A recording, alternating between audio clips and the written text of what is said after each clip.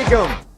Benasan Builders and Developers and Taxrat Lenovo presents all out जीतेगा Pakistan HBL PSL season 8 की all important transmission. इसलिए all important transmission है कि पूरा पाकिस्तान खैबर से लेकर चमन तक सब बैठ के इस ट्रांसमिशन को देख रहे होते हैं। सबके अपने पसंदीदा खिलाड़ी दिखाई दे रहे होते हैं, सबकी अपनी टीमें दिखाई दे रही होती है। लेकिन आज जो मैच खेला गया उसने बलूचिस्तान के लोगों को खासा मायूस किया होगा, क्योंकि कोयटा ग्लैडिएटर्स काय कोयटा आज बिल्कुल जो है वो ऑफ कलर साबित हुए मुल्तान सुल्तान्स के सामने मुल्तान क्रिकेट स्टेडियम में।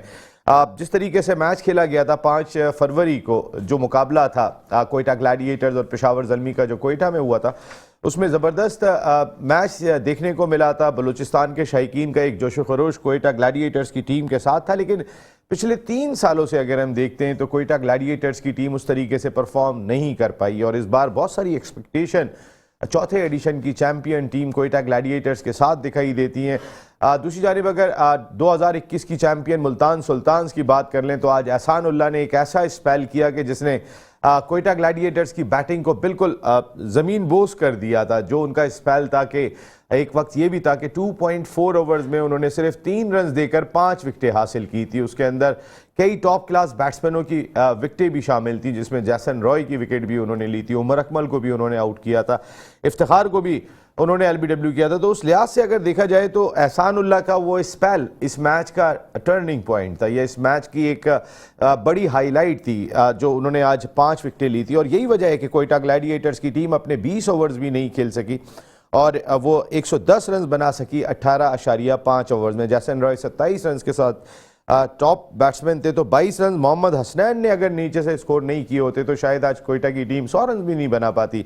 हफीज़ को कल शामिल किया था अपने स्क्वाड में, और आज हफीज़ एक्शन में दिखाई दिया। हफीज़ तमाम फॉर्मेट से रिटायरमेंट ले चुके हैं। लेकिन हम अगर टीमों की फॉर्मेशन देखते हैं तो उसमें कोयटा ग्लैडिएटर्स की मिडिल ऑर्डर बैटिंग बड़ी तगड़ी दिखाई दे रही है। इफ्तिखार अहमद ज़बरदस्त फॉर्म में दिखाई दिए हैं अभी तक।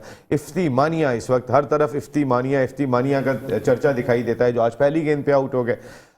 उमर अकमल की बात कर लेते हैं। मिडिल ऑर्डर में बहुत सारी एक्सपेक्टेशन उनसे वाबस्ता है। सरफराज अभी टेस्ट क्रिकेट बहुत अच्छी खेल कर आए थे, आज वो भी उस तरीके से परफॉर्म नहीं कर सके। लेकिन मैं फिर कह रहा हूँ कि एक स्पेल जो था उसने मैच को टर्न करके रख दिया। अगर हफीज़ 8 नंबर पे बैटिंग कर रहे हो जिस टीम में, और अगर वो 110 रन पर आउट हो रही है, तो फिर कहीं ना कहीं सवाल तो है कि 8वें नंबर पर अगर हफीज़ आ रहे हैं तो इस बैटिंग में कहाँ पे खला दिखाई दे रहा है और कहाँ पे कुछ ऐसी चीज़ें दिखाई दे रही हैं कि जिस पर नज़रसानी करना पड़ेगी नदीम उमर साहब को, उनकी पूरी मैनेजमेंट को, मोइन खान साहब को। दूसरी जानिब ज़बरदस्त क्रिकेट अब तक हमने देखी है। पिछले दोनों मैच जिस तरीके के हुए थे, अब जब हम प्रोग्राम ख़त्म करके गए थे तो एक गेंद बाकी थी, लेकिन मैच का रिजल्ट आ गया था। उस गेंद पे भी छक्का लगा था, 2 रन से हार गए थे कराची किंग्स। लेकिन उस मैच में कराची किंग्स ने बहुत ही अच्छा मुकाबला किया था। 2 अच्छी पार्टनरशिप्स हमने देखी थी। इस मैच में कोई एक पार्टनरशिप भी दिखाई नहीं दी कोयटा ग्लैडिएटर्स की जानिब से। इस मैच पर बात करेंगे। इसके साथ साथ पाकिस्तान क्रिकेट बोर्ड ने यह भी एक डिसीजन लिया है कि जैसे कोविड आया था दरमियान में, तो फिर इंटरनेशनल प्लेयर्स के लिए आना थोड़ा मुश्किल था। उस दौरान में एक शर्त रख दी थी पाकिस्तान क्रिकेट बोर्ड ने तमाम फ्रेंचाइजर्स के सामने कि ज़रूरी नहीं है कि आप 4 खिलाड़ी टीम में इंडक्ट करेंगे, आप कम से कम 2 खिलाड़ी और ज़्यादा से ज़्यादा 3 खिलाड़ी इंडक्ट कर सकते हैं। तो एक खिलाड़ी की छूट दी थी कोविड के दौरान में, तो इस एडिशन में दोबारा से पाकिस्तान क्रिकेट बोर्ड ने ये छूट ख़त्म कर दी है। अब ज़्यादा से ज़्यादा 4 इंटरनेशनल क्रिकेटर एक मैच में शामिल हो सकते हैं और कम से कम 3 क्रिकेटर्स। तो वो जो एक स्टार्ट था पाकिस्तान सुपर लीग का, उसी पे दोबारा आ गए, क्योंकि कोविड की वजह से दरमियान में खासा मुतासर हुआ था। कई सारे इशूज़ हैं जिन पर बात करेंगे, क्योंकि नजम सेठी साहब बड़े एक्टिव हैं कराची में। आज उन्होंने Asian Bradman former captain Zaheer Abbas साहब से भी मुलाकात की और उन्हें हॉल ऑफ फेम में भी शामिल किया। ज़हीर अब्बास साहब को अल्लाह सेहत कामिला आजला अता फरमाए, क्योंकि लंदन में खासे बीमार रहे थे। दुनिया के one of the dashing batsman के जो खूबसूरत तरीन क्रिकेट खेला करते थे और इतनी खूबसूरत शख्सियत भी हैं ज़हीर अब्बास भाई। हम सबकी दुआएं उनके लिए कि वो सेहतयाब हो जाएं। मुलाकात की थी नजम सेठी साहब से उन्होंने, जहाँ पे उन्हें हॉल ऑफ फेम का अवार्ड दिया गया। कामरान चिशोरी गवर्नर सिंध से भी नजम सेठी साहब ने मुलाकात की थी, तो खासे एक्टिव दिखाई दे रहे हैं चेयरमैन पाकिस्तान क्रिकेट बोर्ड। लेकिन जब भी उनसे सवाल किया जाता है क्या इंडियन टीम एशिया कप खेलने पाकिस्तान आ रही है, तो वो चुप साध लेते हैं। और ये एक बहुत ही अच्छा और दानिशमंदाना डिसीजन दिखाई देता है। वो यही बात कहते हैं कि अगले महीने एशियन क्रिकेट काउंसिल का इजलास होगा, जिसके बाद वही डिसीजन लेंगे, या जो भी डिसीजन लिया जाएगा एशियन क्रिकेट काउंसिल की जानिब से लिया जाएगा। लेकिन इम्कानात इसलिए कम लगते हैं कि नरेंद्र मोदी साहब जो RSS का एजेंडा लेके चल रहे हैं, अगले साल आम इंतखाबात हो रहे हैं भारत में, तो फिर वो वैसे ही हिंदू तवा हुकूमत को रन कर रहे होते हैं। तो ऐसे में इलेक्शन की वजह से क्या वो टीम भेजेंगे पाकिस्तान या नहीं भेजेंगे। लेकिन हरपाल सिंह बेदी साहब पिछले हफ्ते शो का हिस्सा थे, उन्होंने इन्हीं डाउट्स का इजहार किया था कि शायद इंडियन टीम पाकिस्तान का विजिट नहीं करेगी। लेट्स सी क्या होता है। नजम सेठी साहब एक अच्छे सियासतदान भी हैं, हम उनको सियासतदान भी कह सकते हैं, समझते हैं चीज़ों को और लेके चलना भी जानते हैं। तमाम इशूज़ पर बात करेंगे। मेरे साथ गुफ्तगू के लिए मौजूद हैं पाकिस्तान के एक ऐसा नाम कि जिन्होंने बहुत खिदमत की है इस मुल्क की, क्रिकेट को बहुत समझते हैं, फॉर्मर फर्स्ट क्लास क्रिकेटर हैं, कई टॉप क्लास क्रिकेटर की क़यादत के फ़राइज़ भी अंजाम दिए, लीड भी किया सिंध की टीम को, कई डिपार्टमेंट्स को लीड भी किया। क्रिकेट आई उनकी बहुत ज़बरदस्त है, क्रिकेट एनालिस्ट बहुत ज़बरदस्त हैं। शोएब हबीब साहब, थैंक यू वेरी मच। इस जानिब हमारी सीनियर जर्नलिस्ट हैं, एंकर हैं, कमेंटेटर भी हो गई हैं अब ये, और ज़बरदस्त तबसरा करती है नादरा मुश्ताक साहिबा। बहुत बहुत शुक्रिया नादरा आपकी आमद का, थैंक यू वेरी मच। और उनके साथ हमारे यंग आसिफ अजीम साहब के साहबजादे हमारे साद आसिफ, जो ज़बरदस्त अपना यूट्यूब चैनल भी रन कर रहे हैं, at the same time cricket पे बड़ी ज़बरदस्त बात करते हैं। साथ थैंक यू वेरी मच, आपका भी बहुत बहुत शुक्रिया। फिर भाई आज कोयटा ग्लैडिएटर्स की मैं बैटिंग अगर देखता हूँ, Jason Roy, Martin Guptill, then Sarfaraz, Umar Akmal, Iftikhar, Nawaz, Hafeez, 110 run. यार जैसे अभी बिस्मिल्लाहिर्रहमान ने आपने शुरू में ही कह दिया, एक स्पेल ऐसा हुआ जिसमें ये इन सारे इसके मेन प्लेयर आउट हो गए, तो फिर उसके बाद संभल ही नहीं पाए। अच्छा, इस मैच पे तो मैं देख नहीं पाया था, थोड़ा सा मैंने लास्ट में देखा। मेरे हिसाब से मैं ये समझा कि मैच कोई 7:30 बजे स्टार्ट होगा। मैंने कल का मैच तो पहली इनिंग तो ग्राउंड में देखी थी, फिर मैंने उसकी हाइलाइट्स देखी। कल के मैच में जो सबसे बड़ी हाइट बनी हुई थी कि आमिर की। कल मैंने जब अभी हाइलाइट्स में आमिर को देखा तो मुझे तो नहीं लगा कि आमिर है। आमिर जिस टाइम कल भी बातें हो रही थी कि आमिर की बॉडी लैंग्वेज ऐसे बता रही थी कि वो बाबर को आउट करेगा। आमिर को तो पहले ही 2 ओवर में चौके भी पड़ गए थे। और जो मैंने अब जो वॉच करा और मैंने पूरा वो देखा, मैं ये समझता हूँ अगर इस टाइप की आमिर की परफॉर्मेंस होगी तो ये आगे के मैचों में अपनी इसी फ्रेंचाइज में जगह नहीं बना पाएगा। अच्छा, फिर दूसरी बात ये हो रही थी कि बाबर की और की और इसकी, तो मैं ये फिर एक दफा ये समझता हूं कि देखिए लास्ट टाइम कराची किंग कितने मैच हारी थी? 8 में से 7 हारी थी जी। 8 में से 7 हारी थी।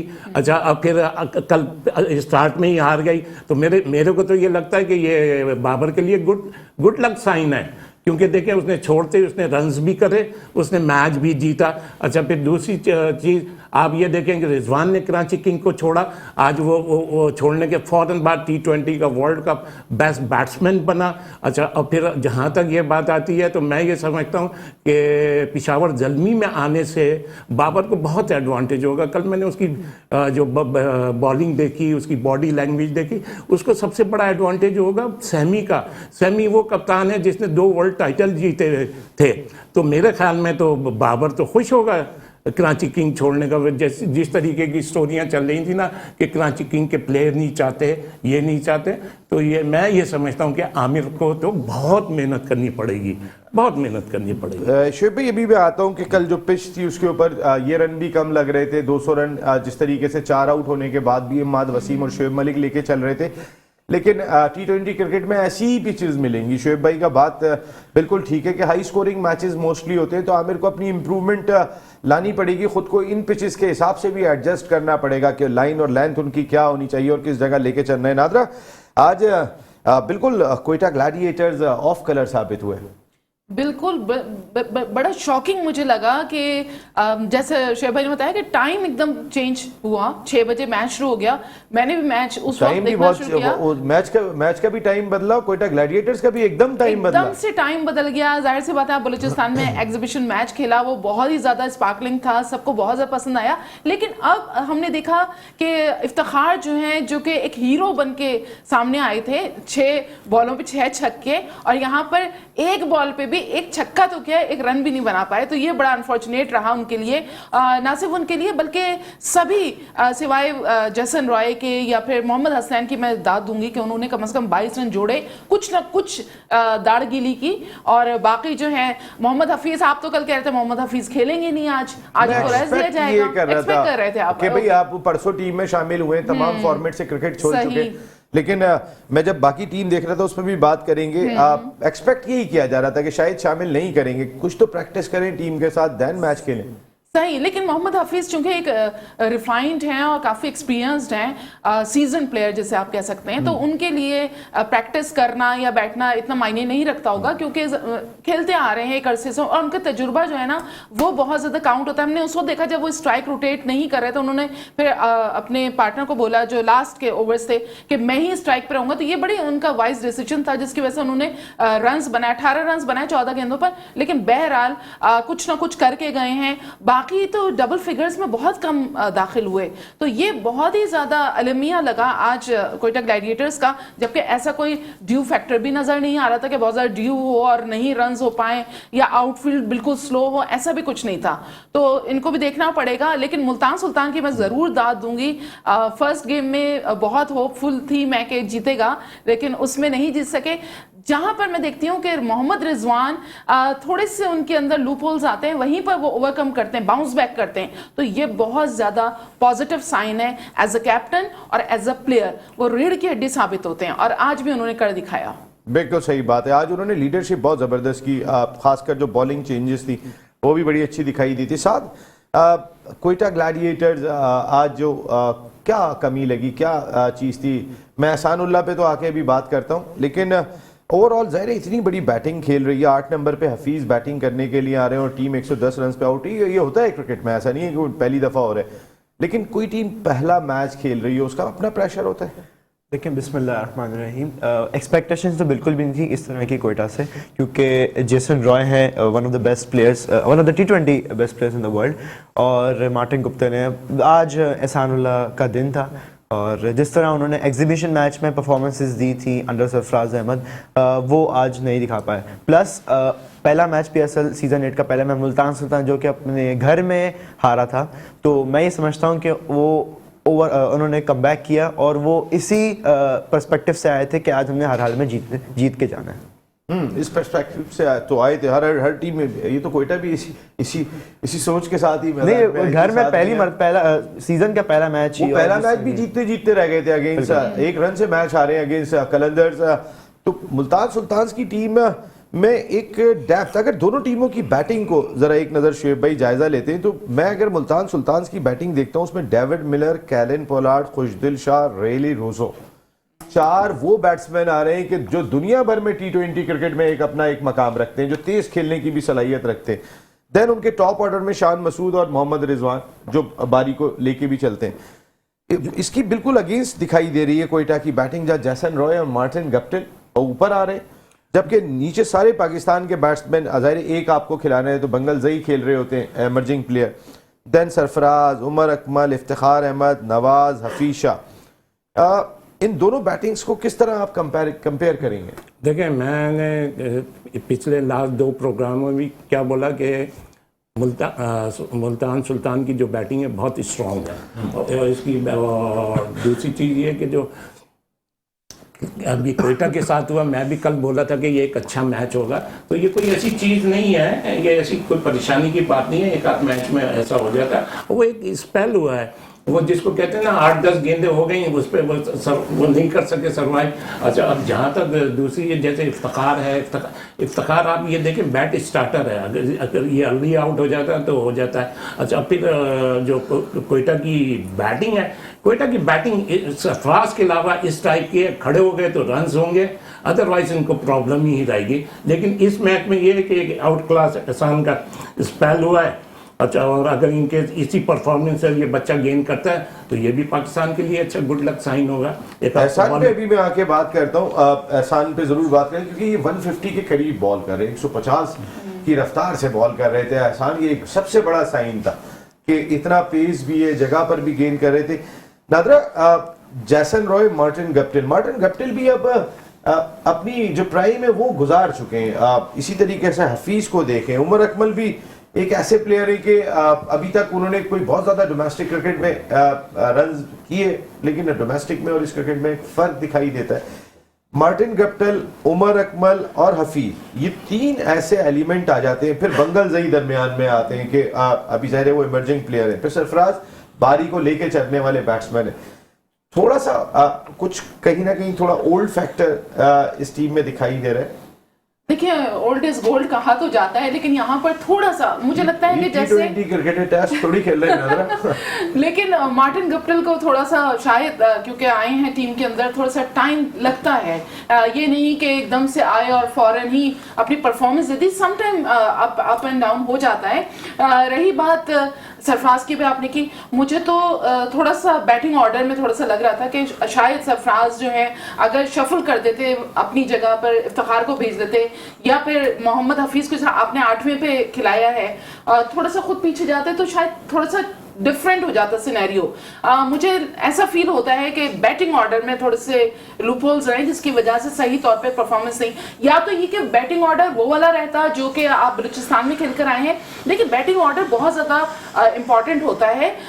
यहाँ पर तो खैर आप क्या कह सकते हैं PSL में, लेकिन ओवरऑल अगर हम गेम की बात करते हैं तो बैटिंग ऑर्डर जो है, शोएब भाई बताएंगे कि पहले भी तो बैटिंग ऑर्डर सेट होते थे, आपको याद होता था इस नंबर पे कौन सा प्लेयर आएगा, वो अपना माइंड प्रिपेयर कर लेता है। तो यहाँ पर वो चीज थोड़ी सी कम नजर आई। अच्छा नसीम, इजाजत है? ये मैं अभी बैटिंग ऑर्डर पे तो आ रहा हूँ, शोएब भाई आप बैटिंग ऑर्डर पे ही बात करें, मैं कोयटा के बैटिंग ऑर्डर को ही डिस्कस करूंगा। नादरा ये पॉइंट मेरे जहन में था, नादरा ने बोला ना, शोएब भाई बताएंगे तो इस पे मैंने बोला नहीं, वो जाहिर है आप बहन भाइयों का रिश्ता ऐसा चल रहा है, मैं तो फिर हम दोनों तो साथ और हम चलते हैं। अब साथ ये बताइए, ये जो मिडिल ऑर्डर बैटिंग अगर मैं दोनों टीमों को कंपेयर करता हूँ तो रूजो, मिलर, कैरन पोलार्ड, खुशदिल शाह, और इधर अगर हम आके देखते हैं तो बंगल जई, सरफराज अहमद, उमर अकमल, इफ्तिखार अहमद, देन हफीज, नवाज, ऑलराउंडर्स इस वक्त करार दिए जाएंगे। तो इन दोनों का फर्क कैसा देख रहे हैं आप? देखें, जो मुल्तान सुल्तान का पहले मिडिल ऑर्डर पे बात करें उसमें आप इंक्लूड करेंगे डेविड मिलर को, रूसो को, पोलार्ड को, खुशदिल शाह को, और रायली रूसो जिन्होंने अभी T20 वर्ल्ड कप में भी सेंचुरी की थी अपने पहले ही मैच में, तो उनकी अच्छी फॉर्म में है। और बाकी अगर हम इन दोनों को कंपेयर करने में जाएं तो जो कोयटा का जो मिडिल ऑर्डर है वो थोड़ा एज फैक्टर है, उनमें वो थोड़े से अभी एज इंटरनेशनल क्रिकेट की एज गुजार सके। जैसे कैरन पोलार्ड हैं मुल्तान सुल्तान के, वो वाहिद हैं जो अभी इंटरनेशनल क्रिकेट नहीं खेल रहे। डेविड मिलर हैं, और जिस तरह के पावर हिटर्स मुल्तान के पास है, I think middle order Multan का ज्यादा स्ट्रॉन्ग है। मिडिल ऑर्डर मुल्तान का ज्यादा स्ट्रॉन्ग दे रहा है। लेकिन कोयटा ग्लैडिएटर्स की अगर हम बैटिंग ऑर्डर देखते हैं तो इनके लिए एक ठीक है, हसारंगा इनके मेन बॉलर हैं, वो आ जाएंगे, तिशारा खेल रहे थे आज। लेकिन इस बैटिंग ऑर्डर में सरफराज की भी ये ख्वाहिश होती है कि मैं ऊपर के नंबर पे बैटिंग करूं, उमर अकमल की भी ये ख्वाहिश है कि मैं ऊपर के नंबर पे बैटिंग करूं। आपके पास अगर दो जैसन रॉय और मार्टिन गप्टिल हैं तो फिर उनको कहाँ पे छुपाएंगे? बंगल जई खुद ओपनर है, उनको 3 नंबर पे ला रहे हैं क्योंकि एक इमर्जिंग प्लेयर आपने टीम में शामिल करना ही करना है। क्या 3 नंबर पे उमर अकमल को खिलाना और पावर प्ले में अगर बारी आ जाती है तो ये फायदेमंद होगा? बैटिंग ऑर्डर को कहां से कहां शफल करें, हफीज को क्या ऊपर लाना ज्यादा बेहतर होगा? एक ब्रेक ले रहा हूं, ब्रेक के बाद आता हूं तो फिर बात करते हैं। Renaissance Builders and Developers, Taxerat, Lenovo presents All Out जीतेगा पाकिस्तान HBL PSL सीजन 8 की ऑल इंपॉर्टेंट ट्रांसमिशन एक मरतबा फिर आपसे मुखातिब है। ये आप ही लोगों के लिए सजाई गई ये ट्रांसमिशन, कॉल के ज़रिए भी आप शो का हिस्सा बन सकते हैं, जो आपके स्क्रीन पर भी आता रहता है नंबर। जो भी आपके दिल में आज कोयटा ग्लैडिएटर्स की परफॉर्मेंस उस मेयार की नहीं रही जो हम एक्सपेक्ट कर रहे थे, लेकिन पिछले 3 साल से ये टीम जो पहले 4 साल शायद सबसे बेहतर खेली थी, पिछले 3 साल से स्ट्रगल करती हुई दिखाई दे रही है। इसके क्या रीजन है ये भी जानने की कोशिश करेंगे। सबसे पहले तो यही जानते हैं शोएब भाई, कोयटा ग्लैडिएटर्स अब भी अगर विनिंग रेशो के लिहाज से देखेंगे, आज की तारीख में भी गो कि उनके पिछले 3 साल बहुत खराब गए, टॉप की टीम्स में आ रही है, लेकिन पिछले 3 साल से ये टीम स्ट्रगल कर रही है। पहले 4 साल में इसने डोमिनेट किया, 2 फाइनल खेले, 1 जीता। क्या लग रहा है आपको, इसके रीजन क्या हो सकते हैं? एक तो जैसे इन्होंने गप्टिल को लिया हुआ है, अच्छा उमर है, अच्छा आपका ये है हफीज है, ये 3 प्लेयर तो ऑलरेडी मेरे ख्याल में इंटरनेशनल क्रिकेट तो मतलब हफीज ने तो अनाउंसमेंट ही कर दी, गप्टिल इन आउट रहते हैं। तो और गुप्तल जो है मेरे ख्याल में लास्ट कराची किंग से भी खेला था, PSL में तो इसकी कोई इतनी आउट क्लास परफॉर्मेंस नज़र नहीं आई। अब इसके पास एक्सपीरियंस है, अब एक्सपीरियंस पे आप ये सोचेंगे अब कर देगा, पता चला टूर्नामेंट ख़त्म हो जाएगा। अच्छा, दूसरी चीज़, जैसे अभी नाज़र ने बैटिंग ऑर्डर की बात करी और स्पेशली सरफराज की, कोयटा की जो सबसे बड़ी बैड लक यही थी कि सरफराज आउट हो गया। सरफराज बिल्कुल अपने सही नंबर पे आया था। अच्छा, और थोड़ा सा इन्होंने बैटिंग ऑर्डर चेंज करा ना, आप देखें हफीज़ को इतना नीचे लेकर आए थे, बिल्कुल सही था जो जब बैटिंग ऑर्डर चेंज बनता था। और आखिर में मतलब बैड लक तो नहीं कहूँगा, लास्ट बॉल उसकी एज लग गई जो कॉट बिहाइंड हो गया, नहीं तो एक ओवर और हफीज़ को मिलता तो वो और रन कर सकता। तो बैटिंग ऑर्डर वगैरह में तो कोई नहीं, लेकिन ये जो मैच है ना, ये एक चीज़ हो गई, इसमें कोई ऐसी परेशानी की बात नहीं है, लेकिन इनको एक्सपीरियंस इनकी टीम में नजर आ रहा है। अगर इनकी टीम को कोई जिताएगा तो कोई एक प्लेयर जिताएगा, अगर हर मैच में कोई परफॉर्म कर सकता है तो वो सरफराज होगा। वो सरफराज का इफ्तिखार होगा, आप यही कह रहे होंगे शायद। मैं नहीं, इफ्तिखार की तो मुतालिक मुझे बोलने की अब जरूरत भी नहीं है। आप भाई अभी इफ्तिखार 0 पे आउट हुए, कैसे बोलने की जरूरत नहीं है, इस पर मैं बात करूंगा। आप इफ्तिखार को हमेशा सेव करते हैं। मैंने क्या बोला, बैड स्टार्टर है, मैंने तो बोल दिया। आप क्या चाहते हो? स्टार्ट अच्छा नहीं करता वो, मेन चीज। अगर बारी लेगा तो फिर लेके चलेगा। इफ्तिखार से बहुत सारी उम्मीदें, लेकिन नादरा बंगल जई ओपन करते हैं डोमेस्टिक क्रिकेट में। अगर जैसन रॉय और मार्टिन गप्टिल को ऊपर खिला रही, अगर मार्टिन गप्टिल को ये 3 पे ले आते हैं और जैसन रॉय के साथ बंगल जई से ओपन कराते हैं, तो इससे कोई फर्क पड़ता है? एक तो खासकर जिस एक्सपीरियंस की हम बात कर रहे हैं, क्योंकि मार्टिन गप्टिल अगर 3 पे आके भी बैटिंग कर रहे हैं तो एक होप बड़ी होती है, इंटरनेशनल होप। बिल्कुल आप सही कह रहे हैं, क्योंकि बंगल से हमेशा ओपन करते थे और जाहिर सी डोमेस्टिक में बहुत अच्छे परफॉर्मर रहे हैं। तो मेरे ख्याल से एक अच्छा कॉम्बिनेशन सीनियर जूनियर के बनता और उसमें जो है एक एक्सपीरियंस भी इनको गेन होता, प्लस ये कि आपके रन्स भी आ सकते थे। Martin Guptill already of colour नजर आ रहे हैं, जैसे कि अभी शोएब ने बताया कि वो पिछले सीजन में भी इतना कोई ज्यादा सामने नहीं आए, अच्छी परफॉर्मेंस नहीं दे सके। बेशक इंटरनेशनल प्लेयर जरूर है, लेकिन हर प्लेयर का एक बैड पैच जरूर आता है। मुझे लगता है मार्टिन गप्टिल जो है वो लीग्स में उस तरह की परफॉर्मेंस नहीं दे पाते हैं। इनका बैड पैच नहीं है नादर, ये डिक्लाइन पे है। हाँ, डिक्लाइन पे आप कह सकते हैं, क्योंकि जाहिर सी बात है इतनी क्रिकेट उन्होंने खेल ली है और हमेशा तो वो ऐसा नहीं हो सकता कि जो हमारी होप्स हैं उसको पूरा करें। हमारे बहुत से प्लेयर्स ऐसे हैं जो कि हमारी होप्स के अगेंस्ट हो रहे होते हैं, लेकिन उसके बावजूद वो टीम का हिस्सा होते हैं। तो नोबडी नोस के आगे हो सकता है वो बना ही नहीं। बिल्कुल सही बात है, कुछ भी नहीं कह सकते हैं जिस तरह के वो डेंजरस बैट्समैन है। लेकिन जो मेरा सवाल था कि ये जो दोनों हमारे international options Quetta Gladiators top पे खिला रहे हैं, दोनों ही ओपनर हैं, लेकिन आपके पास उमर अकमल को हमने ओपन करते हुए देखा है T20 क्रिकेट में। हमने बंगल जई को ओपन, वो तो ओपन करते हैं, हफीज ओपन करते हैं, हफीज 8 नंबर पे बैटिंग कर रहे हैं। ये जिस तरह के बैट्समैन इस टीम में हैं, ये कहीं ना कहीं बैटिंग ऑर्डर डिस्टर्बिंग भी है कि किसको किस नंबर पर लेकर जाए। एक डिफिकल्टी तो यहाँ पे जरूर दिखाई दे रही है। और अगर मार्टिन गप्टिल को 3 पे ले आते हैं, साथ कोई फर्क पड़ेगा? देखें, ऐसा है कि अगर हम सीजन 7 में चले जाएं तो जेसन रॉय कोयटा की तरफ से एहसान अली के साथ ओपन करते थे और शुरू में एहसान अली कुछ मैचेस नहीं खेल पाए थे। विल स्मीथ थे। लेकिन जेसन रॉय ऐसे प्लेयर हैं जिन्होंने लास्ट सीजन भी, जब वो उनकी अगर पार्टनरशिप्स देखें तो उन्होंने जूनियर प्लेयर, जो हमारे लोकल जूनियर प्लेयर्स हैं, डोमेस्टिक के प्लेयर्स हैं, उनके साथ उन्होंने पार्टनरशिप अच्छी करी थी। तो अगर बंगल जई को हम ओपन पे कराते हैं कोयटा, तो एक अच्छा हम टारगेट देख सकते हैं। प्लस गुप्तिल और रॉय एक डिफरेंट माइंडसेट के हैं। गुप्तिल भी पावर हिटर है, रॉय का ये होता है कि रॉय स्टार्टिंग से ही वो हिटिंग की तरफ, अग्रेशन की तरफ जाते हैं। गुप्तिल को मैंने जितना नोटिस किया, गुप्तिल पहले टाइम लेते हैं, गुप्तिल सेट करते हैं बैट वैट और वो सब अपनी पिच के हवाले से, और लेकिन जेसन रॉय हिटिंग की तरफ शुरू से ही जाते हैं। तो अगर बंगल जई को अगर ओपन करे, और जैसे कि सीम भाई आपने कहा कि कोयटा शफल करने में डिस्टर्ब हो रही है, ऐसा लगता भी है, हो ही सकता है कि भाई 5 पे उमर आ रहे हैं, 6 पे इफ्तिखार आ रहे हैं, 7 पे नवाज। शॉकिंग चीज ये कि हफीज जो 8 नंबर पे है, हम इनके पास ऑप्शंस बहुत हैं। उमर अकमल कर सकते हैं, जैसे कि आपने बोला, हफीज कर सकते हैं, और अगर बंगल से भी कर सकते हैं। तो मैं समझता हूं कि बंगल से को गुप्तिल की जगह ओपनिंग कराया जाए, और सिचुएशंस के हिसाब से अगर उस वक्त एग्रेशन की जरूरत है गुप्तिल को भेजा, क्योंकि इंटरनेशनल, उन्होंने ऐसे ही बोला कि इंटरनेशनल होप होगा कि प्लेयर है तो वो रन कर सकते हैं।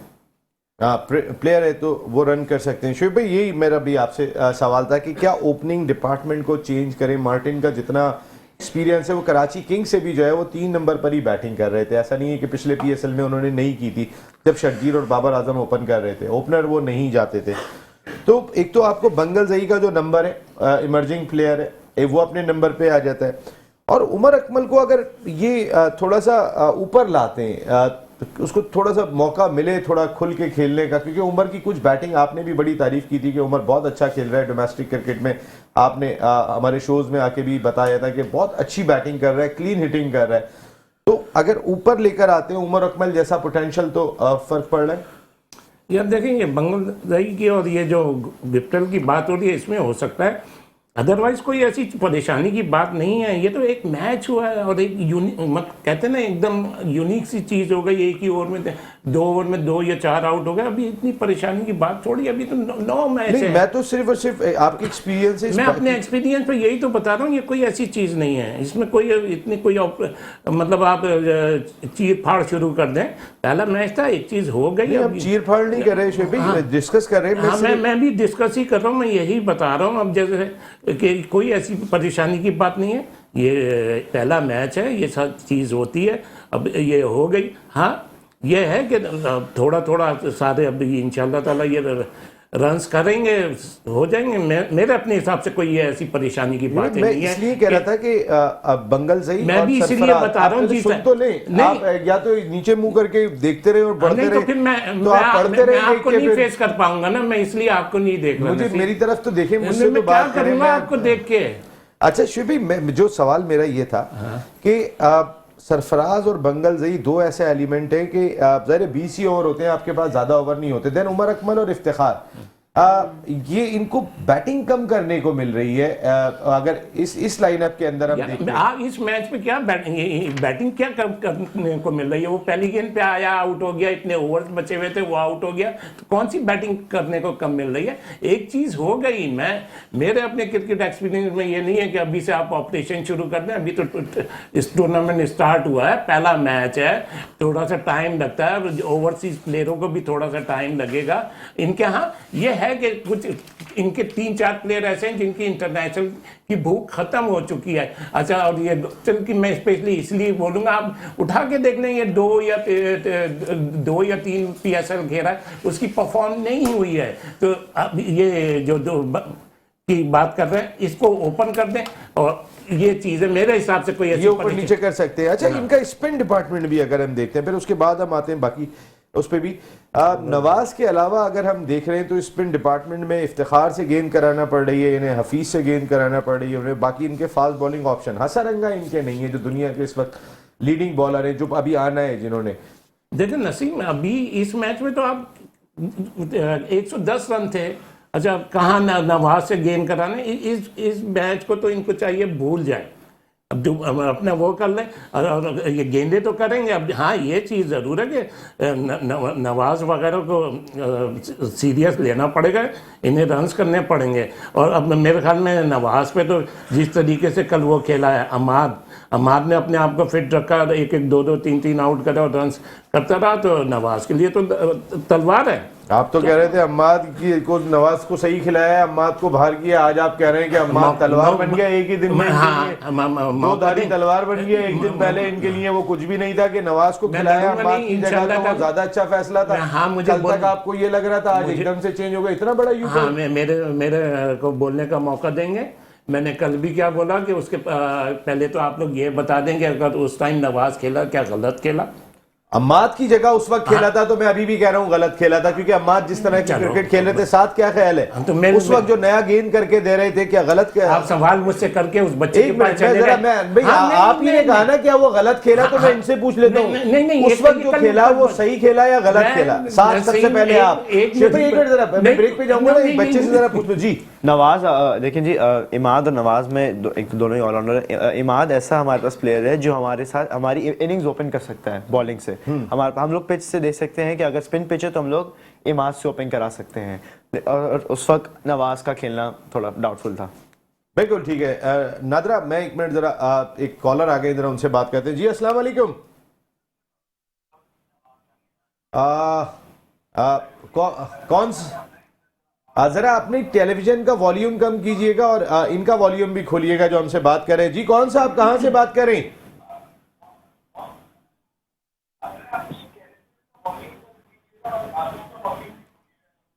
मेरे ख्याल है लाइन ड्रॉप हो गई है। नादरा, ये जिस वक्त अम्माद को हटा के नवाज को खिलाया गया था, पाकिस्तान लीडिंग सरफराज नया गेंद भी करवाते थे अम्माद से, तो उस वक्त क्या गलत चेंज किया गया था या सही चेंज किया गया था? मेरे ख्याल से सरफराज जो भी डिसीजन लेते थे एज ए कैप्टन, वो बहुत ही ज्यादा जबरदस्त होते थे, वाइज होते थे, तो उन्होंने सही डिसीजन लिया था उस वक्त। बिल्कुल ठीक है शुएब भाई, आपने सुन लिया होगा। मैं एक ब्रेक ले रहा हूँ, ब्रेक के बाद आता हूँ तो जरा एहसानुल्लाह पे बात करेंगे। एक ऐसा फास्ट बॉलर के यंग है, 20 साल का है, 150 की रफ्तार से गेंद कर रहा है, और आज जो स्पेल किया था एहसानुल्लाह ने 2.4 overs, 3 run, 5 out, Quetta Gladiators को घुटने टेकने पे मजबूर कर दिया था। एहसान पर भी बात करेंगे। कल इस्लामाबाद यूनाइटेड अपना पहला मैच खेल रहे हैं, लेकिन यहाँ पर आ गया है हेडलाइन ब्रेक, और दूसरी जानिब Pakistan women's cricket team world T20 का मैच आयरलैंड के खिलाफ खेल रही है और पाकिस्तान की बैटिंग अब तक बड़ी जबरदस्त चल रही है। ब्रेक के बाद आते हैं तो इस पर भी बात करेंगे।